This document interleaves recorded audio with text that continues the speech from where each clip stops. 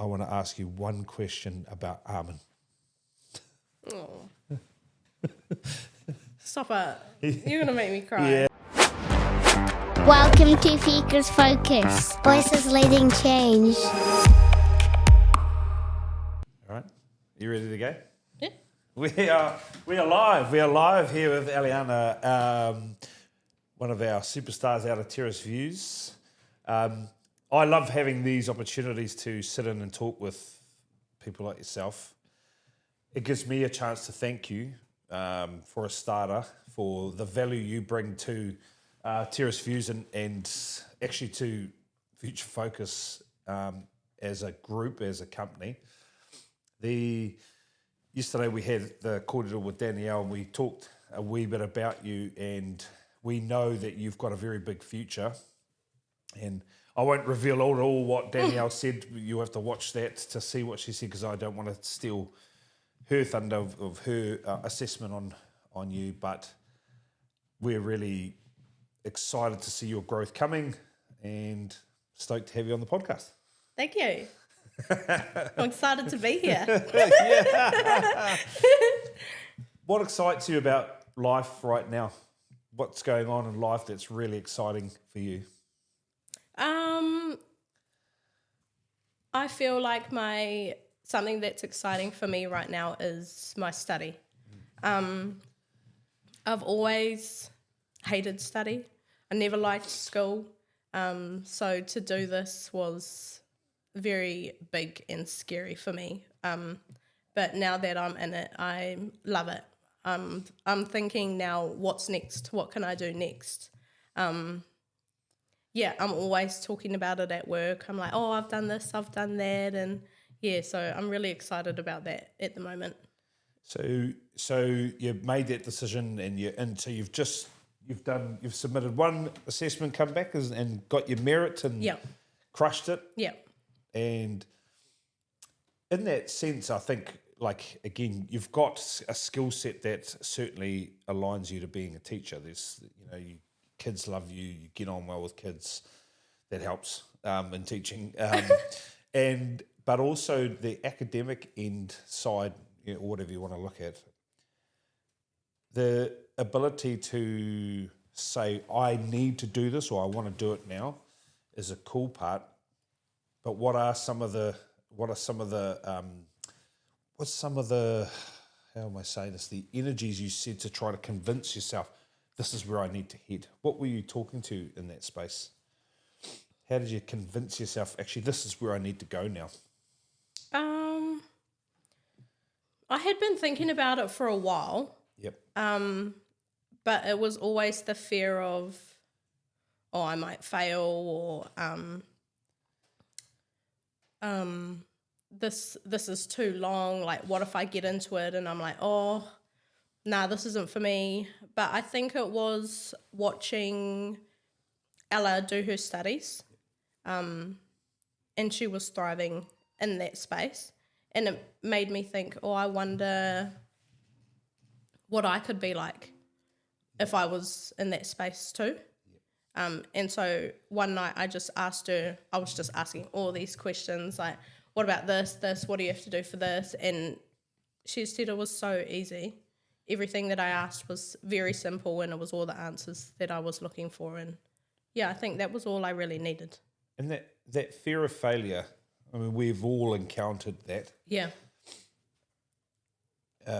What's that built on? What is that? What's that? Because you've overcome it clearly. But what is it built on for you? Because I know for different people it's built on different things. But where's that come from? That's a good question. I don't know. I'm not sure where it's come from. Maybe school. Yeah. Thinking about it. Yeah. I failed a lot in school. Yes. Which I think really put me off wanting to do anything like school or study related. Yeah. Didn't have a fun experience at school. Yeah. Yeah. Yes, school has a lot to answer for in that realm. Yeah. But when we tie it to academia, and people say to me, "Oh, smart or academic. Yeah. And that's the words they tell themselves. It's very hard to beat that part. Yes. But you've crossed that bridge. Yeah. And in that sense, you're giving yourself a shot again at repeating, or changing your story about what went on at school versus now in your academic study. Is it? So if you think through that, because it is NZTCA you're doing through, and I do like their structures. Their structures are I think they're very good for people who can still have to mahi and, things like that. But how do you set yourself up in that space to get your studies and everything done? Because, you've got you got your little boy and all this stuff. Like, what's changed? How are you achieving studies and all that? What have you had to challenge? I don't feel like I've really had to change much. I only work 4 days, so the day that I have off, I dedicate that to study. Yep. But I think also, this sounds so cheesy, the excitement around studying. Yes. When I get home from work, I'm like, cool, what am I going to do tonight? Like, what do I have to work on for my assessment tonight? I always make sure I have time after work to study. I don't always study every day after I get back from work, but I find that I can finish my assessment quite quickly too, so I'm not necessarily having to rush through things or like put things aside so I can study, because I find that I'm always ahead at the moment. So what does this mean for you and your whānau in terms of once you get your degree and things? What does this mean for you personally? What does it mean? More money. Yes. Yeah, I feel you. 100% I feel you. Yeah. Besides that, I think it will grow me as a mother as well. Yep. Being able to better understand my son and maybe why he does some of the things that he does. Yep. And as a teacher as well. Just, I don't know what the word is. Like, you know how like all the teachers, when you do this, this and this, they know the learning behind that. Yeah. Right now, I don't know what I'm doing. Yes. But yeah, it'll be cool to know what I'm doing on the learning side of it. Yes. And And so the money thing's actually a great point that you bring up. I think that's the thing is like we've got you as an exceptional person and talent. You're one of many in that Terrace Views Centre and actually throughout Future Focus that you bring as much value in many ways, but you don't have that. That's that one piece that the child development, understanding all that end. And I'm glad you talked to it because absolutely it is a financial decision too for the long term. But those parts of knowing, understanding child development, which you're studying now, because what have you looked at? What was your first assignment on actually? That's what I was meant to ask. Becoming a early childhood teacher. Okay. Yeah. Because I had the experience of primary school of studying primary school teaching, and it wasn't like this where you were always immersed and around good people and experienced teachers. You were kind of studying, and then you got dropped into a school. Yeah. Whereas the kaupapa that you guys get to do is, I believe, the right way of working with young teachers. And when we think about what it's going to take to become a great ECE teacher, you're learning that while learning the back end. Yeah. Because look at who's around you in your teams. You've got some amazing kaiako. Yeah. I'm very grateful to be in a great supportive team. Yeah. Yeah. And what are those elements of support that they offer you? Shay, she's my what you call it? Your mentor, your AT. Yeah. She's my AT, and there's been so many nights where I've messaged her and been like, Queen, I need your help. Yep. I don't understand what this is, or can you have a read of my assessment? And so she's spent a lot of time out of work helping me with my assessments. And even at work on my day off, I'll go in to study sometimes, and people are obviously going and having lunches, and I'm like, hey, Yeah. I need some help. Can you help me? And yeah, so I feel like everyone in the centre has helped me in my journey somehow.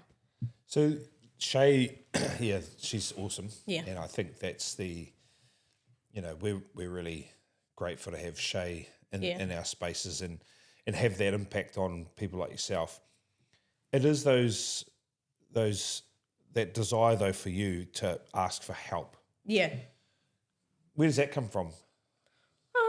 Because a lot of people, especially Māori and Pacifica, they don't. Yeah. They'll just sit in silence until it's too late. Yeah. Where I've noticed this with you. You're always like, hey, what do you do? You know. Yeah. Where have you built that from? Is that, I'm not sure. To be honest, I didn't know it was a thing not to ask or to shy away from asking for help. I've always been like that.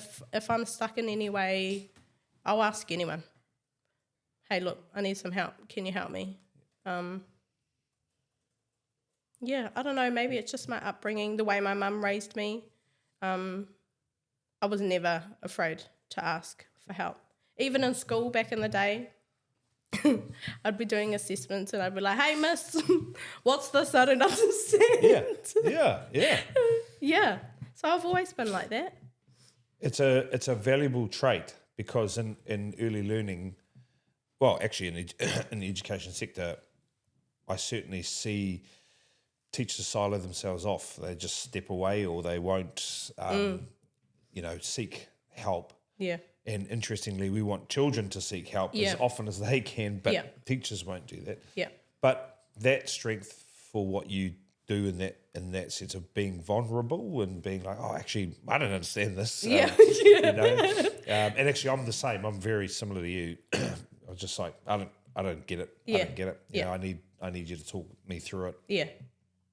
Is incredibly important, but also for just centering back onto Shay, those people are critical, and I think eventually you'll probably end up being the Shay for a lot of people. Oh, that's a big compliment. Yeah. Because, I look up to her a lot, and she's a huge role model, not just for me, but for heaps of people. So, yeah, that's a huge compliment. How do we take care of people like Shay? I think support is a big one.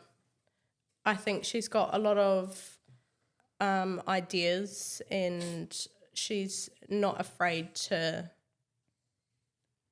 how do you say it? Voice her opinions, whether she has to go against a teacher or whether she has to go against you. Yep. So I think support is a big one, and letting her know we're here to support you, and if we can make it happen, we'll make it happen. What are some of her teaching traits that because you've seen her in action, what are some of the teaching traits that you just admire about her? Her kindness. Yeah. It's a big one for me. And I think it's a big one for me because I'm very... What's a good word? How would you describe it? I have boundaries. Yes. And the kids are aware of these boundaries. Yeah. And she comes from a very kind and gentle place. Even when a child may be hurting someone else, she comes at them in a very gentle and soft way, if you know what I mean. Yeah. Yeah, and that's a big thing for me. I often observe those moments because that's what I would like to have more in my own teaching. Yes. So, and those are the things where, again, you get to witness some great, like absolutely great practice right out in front of you. And it looks so natural. Yeah. You're like, oh, are they just talking kaka, being kind like that, but actually when you see it over time, that's just her. It's the consistency and the pattern is there all the time. And it's she in terms of practitioner in that essence, which I've obviously witnessed myself as well, who just how she dissolves conflict. Yes. Brings that back down. It's pretty powerful. Yeah. So let's come back because I think the study part and you're managing what that looks like, because you've already said, now what's next?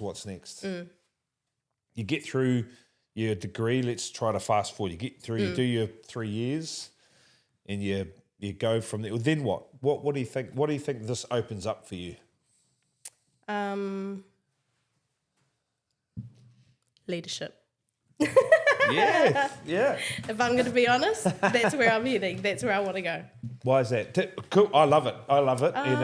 Ashley, for people who don't know, but Ashley's sitting in the back here too. But let's talk to that. I love that. I think I got a taste for it when me and Shay were in the ngā room. She's been with me since I first started Future Focus, so she's been there guiding me along the way. And throughout my journey, she's given me more roles to take on, like more leadership roles, I guess. Yep. Like just little things. Hey, Elianna, can you take care of, I don't know, this or this, something that she would normally do. And it's grown over the years that I've been here. And then recently, whenever we've had Heather away in the ngā room, I would fill her role. So that would be morning messages, organising the roles for the day, and then obviously anything that arises throughout the day, they know that they can come to me and I can organise it so that we have a smooth day. And what do you think what are the traits of leadership that you are very good at? Telling people what to do. No, I said leadership, not bullying. In a kind way. Not being the grumpy auntie. Yep. But giving direction. Yeah. Probably not telling people what to do, but I think the leadership term is giving direction. Yes. Directing people, hearing people out. Yep. Queen.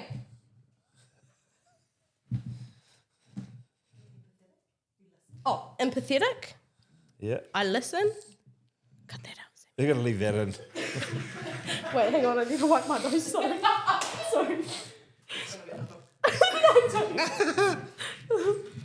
So hang on. Let's dig into some of this. So hearing people. Yeah. Why is that important to you? I agree. That's actually a major part of our leadership approach. But why is that important to you? Personally, I think there's nothing worse than having a leader that doesn't listen to you. Yes. You feel unheard. Yes. You don't feel respected.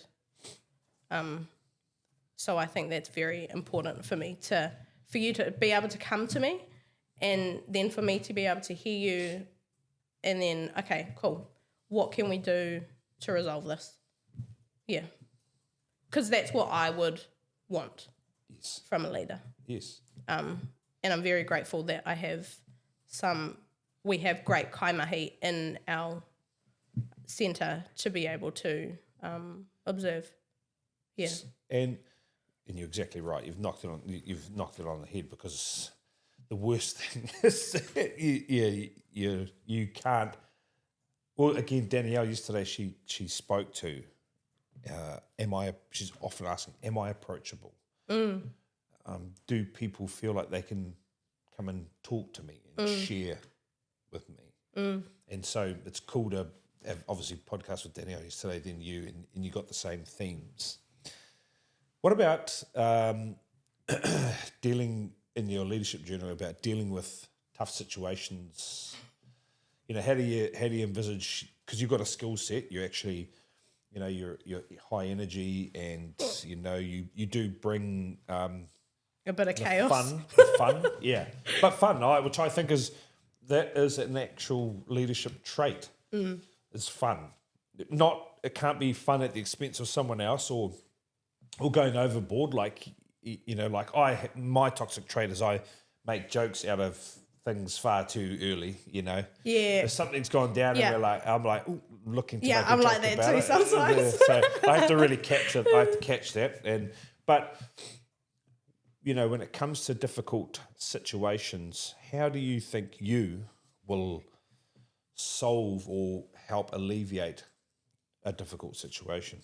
Especially for your team, in a leadership lens, not say between a kid and parent, but for your team. How will you, as a leader, how do you think you'd solve that today? I feel like I've already come across this before. And I just come to them calmly and be like, hey, are you okay? What's going on for you?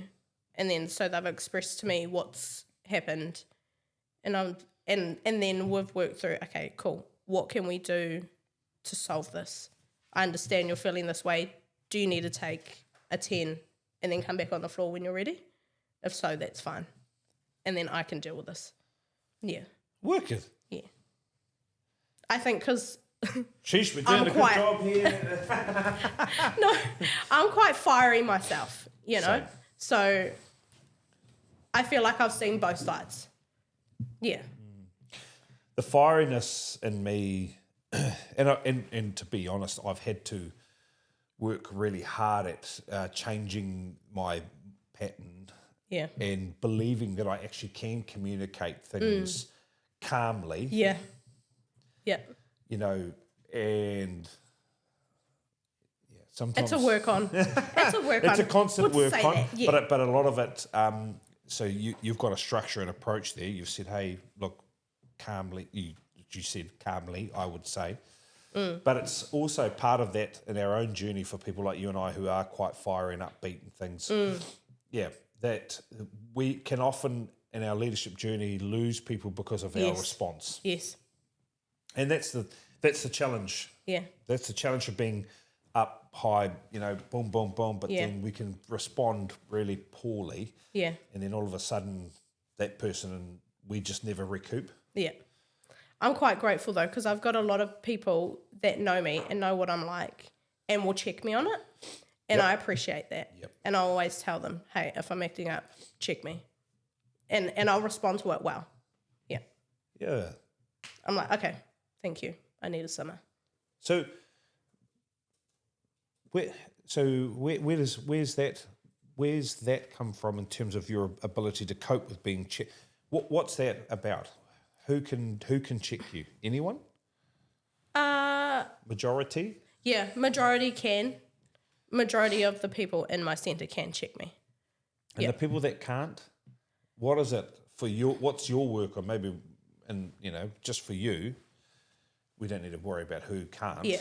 But for you, what is it about yourself that doesn't respond to being checked by some of those people? I think maybe it's the way it comes across. Yep. But then sometimes I have to walk away, think about it, Yes.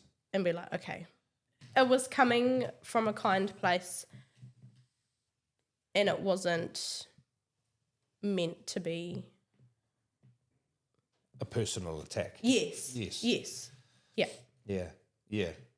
Those are I have found in my own leadership journey that those parts that fire me up about certain ways of people is actually my big work on. And it's because I build association of it being around pain. So the last time that person hit me up about it, didn't go very well. Yeah. So that's my experience. Yeah. Oh, and then it happened again, and it didn't go well. And Yeah. then it didn't happen again, then didn't go well, and then I'm like, but the first, second time maybe it didn't go well because it genuinely didn't go well.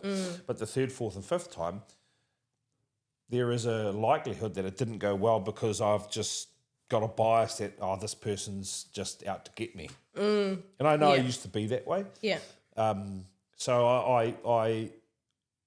I really respect your willingness to kōrero in a way that it's like, okay, I have to walk away from that situation to try to take the learning out and take remove the person. Yeah. But it's absolutely a really powerful leadership lesson you've gone through in that sense, because you're doing things that I wasn't doing for a long time. Normally I'd be like, quite confronting back. Yeah. Which is I was like that when I first started. Yeah. And you know what? Sometimes those people are needed as well. Yeah. But I think ultimately what I didn't want to lose is my level of authenticity. I am who I am. Yes, I'm still working on myself and still growing. Yeah. But also, you don't get to say that to me like that. Yeah. But then the learning for me was, are they really saying it to me like that, or am I carrying bias? Yeah. And what about the development of children? Because children are so fascinating, right? Yeah. What is it? Because you're very good with children. What is it that, in terms of what you see in your day-to-day, do you love about just being the light for these kids? What is it about you? Because you've got this element, you've certainly got a special talent with them. But what is it about kids? I think it's like they're in that stage where they've got no worries. They're just coming to play. They've got no worries in the world, and they're enjoying being in that moment. Creating, learning, imagining. Yeah. And being part of that journey actually is extremely rewarding. Yeah. Because, I think about some of the kids at TV. I've got one particular kid in mind that I'm thinking through that is no longer with us, but, the learning that child taught us all as a group and a team. That was massive. It made us check ourselves again, Yeah. right? Challenge ourselves, and, you know, and that's what I love about you and the Terrace Views team, is that you guys actually took that as oh man, we need to kick up the backside about some of this stuff. Yeah. And that's what excites me about your career, is you're learning these lessons early. Yeah. Around a good group of people. Yeah. Yeah. So that when you step into your leadership roles, those are the lessons you can impart on others, and it continues to self-perpetuate, so that we continue to stand up for kids. Yes. So, leadership, that's a goal. Yeah. You got your 3 years of study-ish, 3 years, finish that, straight away into leadership. So what leadership? What are you saying? Kaimahi. Yep. Yeah. That's what I would like Yep. to be in. Is that enough for what your skill set is? Maybe not. But for now, yes. Yep. Yeah. Because I am still learning. Yep. Yeah. And what do you think is one thing you still need to learn? Good question. Like, could you be kaimahi today? I want to say no. I feel like... You want to say no? Yeah. I feel like I don't have enough experience or... have been through, I guess, certain situations. I don't know what those situations could be, but... Well, let's just say, heaven forbid this doesn't happen, touch wood, but let's just say your room's tidy up. There's a exodus and they all leave to go to West June, and then it's you, and could you do it today? They're all going to West June. Yeah, I would. Yeah. Yeah. Because when we look at experience is relative. Yeah. if you're in a room full of great teachers like you do have down there, yeah, experience is probably something you can utilise. But ultimately, if that disappears, you certainly have the ability to deliver, right? Yeah. I'll make sure I do. I know. Elianna, I actually look forward to, if you haven't picked up, I'm posing some questions about this because I know we're going to come back to this podcast at some point. Yeah. This is the exciting part about it. And I'm really proud of you. Of course, and I know Ash, and we're all really proud of you. But we also are here to give you a kick up the butt if you're not believing in yourself, or give you a hug when you need a hug, or a high five about the assignments. And you know what? I want to know. I want to know about all that stuff because it's important to me. Yeah. Ella absolutely tells me every time when she's done really well. I know. But yeah, to just close the circle on today, we're proud of you. We know that you've got a big future.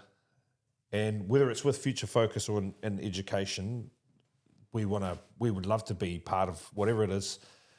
I actually think you're underestimating yourself. I think you could be kaimahi today. And the beauty of it is you're around great people. Yeah.